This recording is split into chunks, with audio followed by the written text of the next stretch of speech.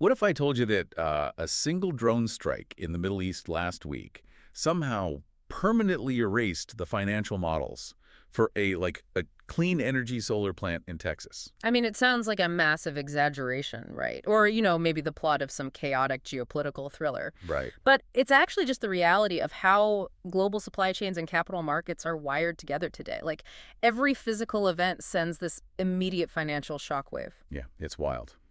Well, welcome to Sustainability Soundbites, a deeper dive. Today, we are opening up this massive, honestly pretty dense stack of intelligence from the March 2026 E&E Leader Intelligence Digest. It is a lot to get through. It is. But our mission for you today is to uncover this fundamental and, frankly, violent shift that is happening right under our noses. Because, for decades, corporate strategy has been built inside these perfectly formatted spreadsheets. Yeah, the comfortable spreadsheets. Exactly. You plug in your assumptions, you drag the formula down the column, and, well, the future is theoretically predictable, right? Revenue goes up, costs are managed, risks are neatly categorized into little yellow or red cells. Right. But the core theme of this deep dive is what happens when those beautiful spreadsheets meet a very physical wrecking ball. So, okay, let's unpack this. We're looking at 4 specific crises that prove this gap is closing fast. Yeah, because we desperately want to believe that if the math works on the screen, the physical world will just, fall into line and cooperate. Oh, totally. But what this Intelligence Digest reveals is that we are aggressively moving from this era of theoretical risk to an era of pure operational reality. The paper contracts, they just can't protect you from the physical world anymore. No, they really can't. And let's start with the event that triggered that realization for so many procurement officers just a few weeks ago. The March 2nd Iranian drone strikes. Right, on Qatar LNG's facilities. Yeah, the Ras Laffan and Maysaid industrial city facilities. And to put the sheer magnitude of this into perspective for you, imagine if 20% of the world's coffee supply just evaporated overnight. That would be a crisis on its own. It would. Yeah. But instead of your morning caffeine, we are talking about the baseline energy required to keep entire continents running. Factories open, homes heated. Yeah, and what's really fascinating here is the concentrated scale of the disruption. We aren't talking about, like, a minor pipeline leak or some temporary regulatory hurdle. This is the world's largest liquefied natural gas, or LNG, export complex. Right. Qatar represents 20% of global LNG exports. That is 77 million metric tons of capacity per year. It's massive. It is. And because of the strikes, Qatar Energy declared force majeure. Okay, wait, I want a clause on that term. Yeah. Because it gets thrown around a lot in business news. Force majeure essentially means an act of God or an unavoidable catastrophe, right? Potentially, yeah. But surely that's just like a legal delay tactic. I mean, they still have to deliver the gas eventually once the dust settles. Well, no, not exactly. In a physical commodities market, force majeure fundamentally relieves the producer of their contractual obligations. They don't have to deliver that specific gas on that specific timeline, and there's no financial penalty. Wow. So the buyer's just out of luck. The contract is effectively suspended, but, and here's where it gets significantly worse for the global supply chain, at the exact same time as the strikes, Iran's Islamic Revolutionary Guard Corps declared the Strait of Hormuz closed. Oh, man. The ultimate physical choke point. Precisely. So right now, literally as you listen to this, there are roughly 150 vessels anchored and completely stranded there. Just sitting there. Just sitting there. And that includes 13 highly specialized LNG carriers sitting west of the strait, holding over 1.056 million metric tons of fuel that simply cannot move to market. That is staggering. And the damage estimates to the onshore facilities, they're in the tens of billions of dollars. The digest floats an absolute best-case optimistic scenario of like 4 weeks of disruption. 4 weeks seems way too fast for that level of damage. It is. That assumes 2 weeks to assess and restart and 2 weeks to ramp up. But the reality, repair timelines for infrastructure this highly engineered could stretch into years. See, here's my question, though. If I'm a corporate utility executive or like a major manufacturer, I have entire teams of people whose sole job is to prevent this kind of exposure. Right. I thought I was safely locked into these ironclad long-term contracts with fixed pricing. Why am I panicking? Because your paper contract is currently meaningless against a physical blockade. Like I said, a financial hedge does not create physical molecules of gas. That's a great point. The market violence in response to this was just immediate. Let's look at the benchmarks. European TTF gas prices surged 50% intraday. 50%. And for those who don't trade energy, TTF is the title transfer facility. It's essentially this virtual trading hub in the Netherlands that sets the pricing pulse for the entire European gas market. Correct. And then you look over at the Asian market where the JKM benchmark, that's the Japan-Korea marker, which assesses the spot price of LNG delivered to Asia, that jumped 39%. Wow. Crude oil spiked 13%, pushing right past $82 a barrel in a matter of hours. The paper markets panicked because the physical supply just ceased to exist. And the digest points out that Asia really takes the brunt of this hit, right? Disproportionately, yes. 82% of long-term buyers are based in Asia. Take India's Petronet, for example. Okay. They hold this massive 7.5 million metric ton per year contract. Following the disruption, India's delivery price for April jumped $7.80 in a single session. Just in one day. Yeah, landing at roughly $23.30 to $23.50 per MMB2. Okay, let's break down that acronym, MMB2. Yeah. That stands for 1 million British thermal units. It's the standard measurement for heat content. Right. So if you're a massive steel manufacturer in India and your entire quarterly profit margin was modeled on buying the heat required to melt steel at, say, $12 an MMB, and suddenly you are forced to buy it on the spot market at $23.50. I mean, your margin isn't just squeezed. It is entirely erased in a single afternoon. Exactly. And that highlights the core vulnerability here. You cannot burn a derivative contract to keep a blast furnace running. You really can't. Okay, let's follow that logic, though. Because if I'm that manufacturer or a CEO watching this unfold, my natural instinct is to pivot, right? Sure. I'd call my board and say, look, natural gas is too volatile. We are entirely at the mercy of geopolitical events halfway across the world. We need to cut the cord. Right. Time to transition. Exactly. Let's accelerate building clean energy alternatives. Let's build our own domestic solar arrays, build massive utility-scale battery storage facilities. Makes perfect sense on paper. Right. But here's where it gets really interesting. The digest reveals that building anything right now has hit a massive, expensive brick wall. Yeah, this is where the nice narrative of a smooth energy transition just violently collides with actual geopolitical economics. The average effective U.S. tariff rate in 2025 hit 21.1%. Which is insane. I mean, 21.1%. We haven't seen an effective tariff rate that high since 1943. Literally World War II levels of trade friction. Right. But I have to challenge you on this a little bit. The whole point of these 1943-level tariffs is to force companies to build domestically, isn't it? Yeah, that's the idea. Like, isn't this just short-term pain designed to ultimately secure our supply chains so we don't have another Qatar situation down the road? Well, that is the political intent, certainly, but the economic reality is much harsher. This is not just some procurement headache where your supply chain manager has to spend an extra week finding a slightly cheaper domestic vendor. This is a full-blown capital allocation crisis. Let me explain the mechanics of how this actually breaks a business model, because when you build a billion-dollar clean energy facility, you don't just pay cash out of pocket. Right. You get a massive loan from a consortium of banks.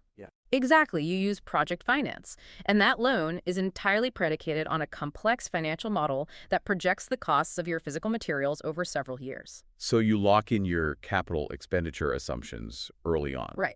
But suddenly, you have a 34% tariff on Chinese imports remaining firmly in place. You have cascading tariffs hitting your raw materials. Steel tariffs are sitting at 50%. 50% on steel. And aluminum is at 25%. This reprices the entire input stack of your project. It's like trying to build a house, and while you're literally pouring the foundation, the price of lumber suddenly doubles. That is the perfect analogy. And when that happens, the debt service coverage ratios in your bank loan completely collapse. Because the math just doesn't work anymore. Right. The bank looks at the math, realizes the future revenue won't cover these massive new construction costs, and they pull the funding. Every project finance model built on pre-2025 assumptions is now mathematically invalid. Wow. So it's not that these clean energy projects are just getting a little more expensive and taking a little longer. They are actually dying. They are. Between 2024 and 2025, we saw $9.5 billion in clean energy battery projects simply canceled. $9.5 billion. It's not delayed canceled. The capital ran away because the math was invalidated, and we're seeing this hit established corporate balance sheets violently as well. Like who? Well, Chaberton took a $27 million tariff hit in the second quarter alone. NOV, which is another major energy equipment company, expects their tariff burden to nearly triple by Q4. Triple. Yeah, jumping from around $11 million to somewhere between $25 and $30 million. Surely executives are modeling for some kind of cooling off period, though. Like, what does the optimistic scenario even look like? Do trade tensions eventually settle down and we go back to normal? The normal of 2019 is gone. Even under the absolute most optimistic trade resolution scenarios modeled in the digest, the floor for U.S. tariffs settles at roughly 10% by the end of 2026. It's still pretty high. Yeah. Very high. With that 34% China tariff remaining heavily impactful, this is a structural bottleneck. Consider this, the U.S. currently only manufactures about 6% of its domestic battery cell demand. Only 6%. Right. You cannot just flip a switch and replace the other 94% domestically without absorbing massive price shocks. Yet, you have executives still treating these tariffs as a temporary line item variance on their spreadsheets. They're misdiagnosing the problem. Completely. It is a fundamental restructuring of what it costs to build physical infrastructure in the United States. Okay, let's connect these dots because this creates an incredibly vicious cycle for you, the listener. It really does. If you can't build new, clean infrastructure to escape fossil fuels because of these 1943-level tariffs, and your legacy natural gas supply is wildly volatile because of drones in the Middle East, what is left? I mean, you just have to hunker down. Pretty much. You keep your legacy, emissions-intensive factories running, you try to survive, and you roll over your existing corporate debt to keep the lights on. Which brings us to the silent debt trap. And if we connect this to the bigger picture, this is perhaps the most insidious threat in the entire digest. Really? Worse than the tariffs? In a way, yes. Because for the last decade, carbon emissions and climate risk were largely treated as a public relations exercise. You put out a beautifully designed sustainability report, you made some net zero pledges for the year 2050, and you went about your day. Right. It rarely impacted your core borrowing costs. Exactly. But European regulators have fundamentally changed the game, and they are dragging the global financial system with them. Yeah, the digest notes that European regulators have basically directed banks to integrate physical and transition climate exposure directly into their core credit underwriting. Yep. And U.S. lenders are closely following suit right now. And the timing on this is basically a ticking time bomb. During the low interest rate cycle of 2020 and 2021, corporations just gorged on cheap debt. Oh yeah, money was practically free back then. Free money.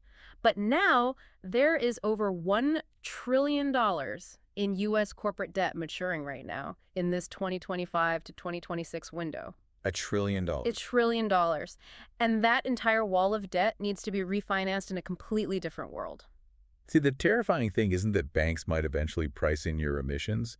It's that they already are, quietly, right there in the term sheets. They absolutely are. But wait, I thought emissions reporting was still primarily, a regulatory compliance issue or like a nice-to-have metric for ESG funds. Not anymore. Are you saying a credit analyst at a major Wall Street bank is literally adjusting a corporate interest rate based on a company's carbon footprint?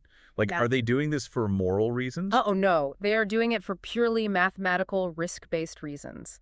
And that is the most critical insight from the BlackRock 2025 Global Credit Outlook that was featured in the sources. Okay. Transition risk is no longer a footnote. It is a direct, hard-coded input into credit assessments. Let's look at Scope 3 emissions specifically. Right, Scope 3 being your supply chain emissions. Not the smoke coming out of your own factory, which is Scope 1. But the carbon footprint of the companies you buy your parts from and the emissions generated when customers actually use your product. Precisely. Historically, calculating Scope 3 was notoriously difficult, so companies just left it blank or offered really vague estimates. Yeah, just to be determined. Right. And analysts used to view that as a simple disclosure failure. But today, unresolved Scope 3 emissions gaps are no longer viewed that way. Analysts now read them as massive management blind spots. Explain the mechanism there. How does a blind spot in your supply chain's carbon footprint translate to me, the bank, not getting my money back? Okay, let's say you manufacture electronics and you don't track your Scope 3 emissions. Okay. That means you don't actually know how heavily your primary microchip supplier relies on cheap, highly polluting coal power. If that supplier's local government suddenly imposes a strict carbon tax, their operational costs skyrocket overnight. They pass those costs directly to you. Suddenly your profit margins shrink, your free cash flow drops, and you can no longer afford the monthly payments on your billion-dollar corporate loan. Wow. If you don't know your supply chain emissions, you don't know your financial vulnerabilities. So the bank just prices that uncertainty right into your loan. Exactly. We're seeing this repricing happening in real time across three major arenas: green bond markets, private infrastructure lending, and public equities. The risk premium is widening fast. So companies have to pay more interest. Yes. The digest warns that if you are a CFO of an emissions-intensive company, you have roughly 2 quarters to fix your disclosure quality and stress test your capital plans. 2 quarters. In corporate planning cycles, that is essentially tomorrow. It is. If Yeah. they don't fix it, they're going to hit a wall of highly expensive, heavily conditioned capital. Okay, let's take this to the final logical extreme. Because if building new infrastructure is too expensive due to tariffs, Right. and borrowing money to maintain your legacy business is a nightmare because of emissions penalties. I mean, many executives might just throw their hands up and say, I want out. Let's sell. Yeah. Yeah. Let's sell the company, or let's merge with a larger conglomerate and just offload the problem.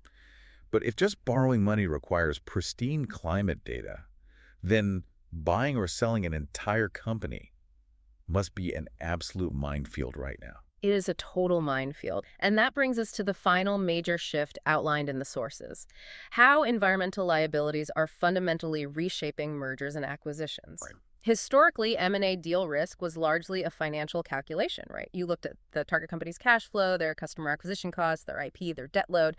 If the math worked, you bought them. Pretty straightforward. But today, deal risk is entirely physical and regulatory. And the main culprits torpedoing deals right now, according to the digest, are PFAS contamination and circle exposure. Yes, those two specifically. And for those who don't spend their weekends reading environmental law, PFAS are those synthetic forever chemicals used in everything from like nonstick pans to firefighting foam to waterproof jackets. And they do not break down in the environment or the human body. Exactly. And CERCLA is better known as the Superfund law.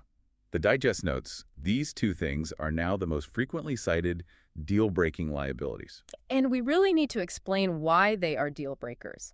Under laws like CERCLA, liability is often strict, joint, and several. Okay, let's define those terms, because they are terrifying for a buyer. They really are. Strict liability means that intent or negligence doesn't matter. Even if the target company you are buying followed every single environmental law to the letter at the time they disposed of a chemical 30 years ago, They're still on the hook. they are still liable for the cleanup today. And joint and several liability means that if 5 different companies dumped chemicals into the same river and 4 of them have since gone bankrupt, the government can force the one surviving company to pay for 100% of the cleanup. That's crazy. It's like buying a used car, only to find out you are now legally and financially responsible for the fact that a previous owner leaked oil across 3 different states a decade ago. Yep. And now you have to pay to clean up the entire highway system. That's exactly what it feels like. But surely there's a financial mechanism to deal with this, right? Yeah. Can't you just carve that risk out of the deal, put some money in an escrow account, or, just buy an insurance policy to cover the risk? Well, that is exactly how it used to work. Buyers would demand rigorous environmental due diligence, they'd find a potential problem in the soil, and then they'd just purchase an environmental indemnification policy. Right. You pay a premium, and the insurance company takes the hit if the EPA ever comes knocking. You make the physical risk someone else's financial problem. Right. But the massive so what insight here from the E&E Digest is that this insurance gap is widening exponentially. That historical insurance coverage has essentially evaporated. Gone. Because the cleanup costs for PFAS are so astronomically high, we are talking billions of dollars for water filtration and soil remediation across massive geographic areas, and the regulatory net is cast so wide, insurers are simply walking away.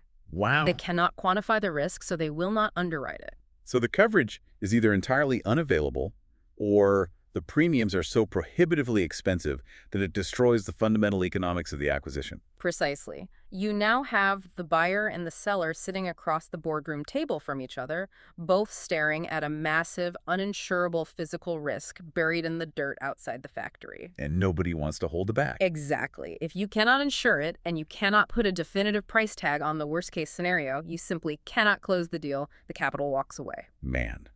Okay, let's synthesize this entire journey for you, the listener. Yeah. Because we started by looking at that perfectly balanced financial spreadsheet. And over the last few minutes, we have watched physical reality completely tear it to shreds. Piece by piece. We went from a geopolitical drone strike, halting 20% of the world's LNG capacity, proving that paper contracts cannot move physical ships. Right.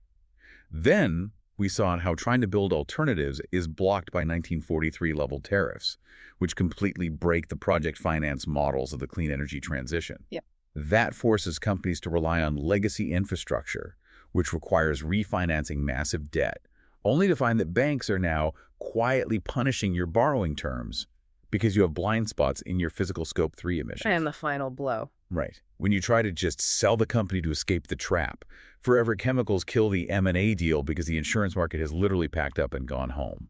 The through line here is unmistakable. The era of treating energy, geopolitics, and the environment as secondary, isolated variables on a spreadsheet is officially over. Yeah. They are not just variables anymore. They are the spreadsheet. They govern the math. It really makes you wonder about the unintended consequences of all this friction.